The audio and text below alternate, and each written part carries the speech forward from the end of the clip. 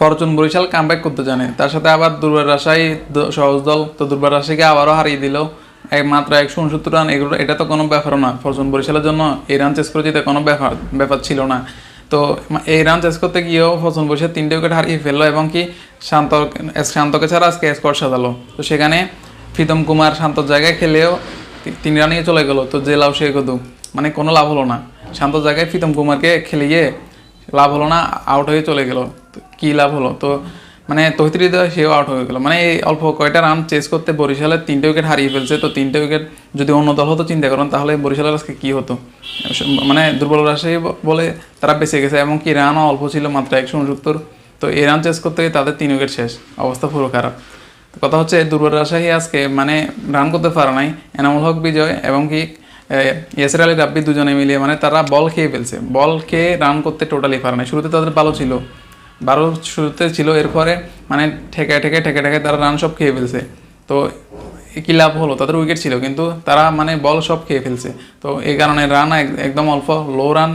তো এরকম লো রান বরিশালের জন্য এটা তো কোনো ব্যাপার ছিল না। তো 7 উইকেটে ম্যাচ জয় তামিম ইকবালের 86 রানের দুর্দান্ত একটা ইনিংস, 31তম হাফ সেঞ্চুরি তামিম ইকবালের, এবং কি মুশফিকুর রহিমের 35 রানের ইনিংস। দুজনের সুন্দর একটা পার্টনারশিপ দেখলাম আমরা, মানে অবিশ্বাস্য, দুজনের পার্টনারশিপটা সে লাগছে। তো কথা হচ্ছে দুর্বার রাজশাহী টানা 3টা ম্যাচ হেরে গেছে, টানা 3 ম্যাচ হারছে, 1 ম্যাচ জিতছে। তারা পয়েন্ট টেবিলে একদম বাজে লেভেলের অবস্থা এখন দুর্বার রাজশাহীকে মানে বরিশাল একদম দুর্বল বানিয়ে দিল। তো কথা হচ্ছে মানে ফরচুন বরিশাল ম্যাচ জিতছে 2টা, হারছে 1টা, মানে আবার কামব্যাকটা করে ফেললো। দুর্বার রাজশাহীকে পেয়ে তারা সুযোগ কাজে লাগালো আর কি। তো তামিম ইকবাল তার সাথে হাফ সেঞ্চুরিটাও করলো, অবিশ্বাস্য।